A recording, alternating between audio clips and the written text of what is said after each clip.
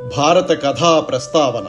మహాభారతంలోని కథకు మొదలు ఎటువంటిది అంటే, నైమిసారణ్య పుణ్యక్షేత్రమునన్ కులపతి సౌనకుండను పరమమౌని బ్రహ్మర్షిగణ సముపాసితుండై సర్వలోకహితార్థంబు లోకనుతుడు ద్వాదశ వార్షికోత్తమ సత్రయాగంబు ముగించేయుచున్న అమ్మునుల కడకు వచ్చి తానుగ్రస్రవసుడను సూతుడు రౌమహర్షణి సుపౌరాణికుండు పరమభక్తితోడా ప్రణమిల్లియున్నన్. అక్కదకు వలన ముని నికాయమెల్ల వివిధ పుణ్యకథలు వినువేట్కన్ అతనిన్ పూజించిరి అపరిమిత విశేష విధులా. మునీనాం దశసహస్రాం యోన్నదానాది పోషణాత్ అధ్యాపయతి విప్రశిరసౌ కులపతి స్మృతః అనేది కులపతి నిర్వచనం.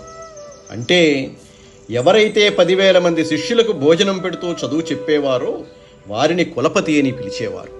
రోమహర్షణుడు, ఇతనినే లోమహర్షణుడు అని కూడా పిలుస్తారు, అంటే సూతుడు అని.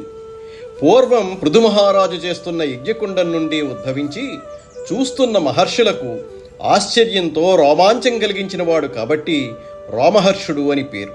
రోమహర్షుని పుత్రుణ్ణి రౌమహర్షిని లేదా లౌమహర్షిని అని కూడా పిలుస్తారు.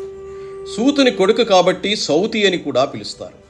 బ్రహ్మర్షుల చేత సేవింపబడుతున్న సౌనకుడు అనే కులపతి సర్వలోకాలకు శ్రేయస్సు కలిగించేందుకు 12 సంవత్సరాలు జరిగే శ్రేష్టమైన సత్రయాగాన్ని చేస్తూ ఉండగా ఆ మునుల చింతకు వచ్చి రోమహర్షిని కుమారుడైన రౌమహర్షిని లేదా లౌమహర్షిని లేదా ఉగ్రశ్రవసుడు అనే సూతుడు అమితమైన భక్తితో నమస్కరించి ఉండగా మునుల సమూహమంతా కలిసి ఆ కథకుడి వలన వివిధ పవిత్ర కథలను వినాలనే కుతూహలంతో అతడిని అధికమైన పూజా విధానాలతో పూజించారు.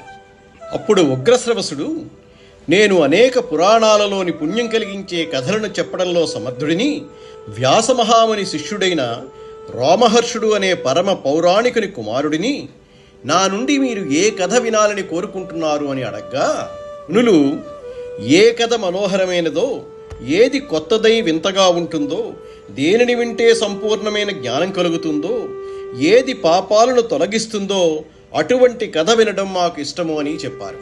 అయితే మీకు ఇష్టమైనటువంటి పవిత్ర కథను చెప్తాను, ఏకాగ్రచిత్తులై వినండి అని ఉగ్రశ్రవసుడు ఈ విధంగా ప్రారంభించాడు. కృష్ణద్వైపాయనుడు అనే పేరు కల వేదతత్వజ్ఞుడైన ముని పూర్వం వేదాలన్నీ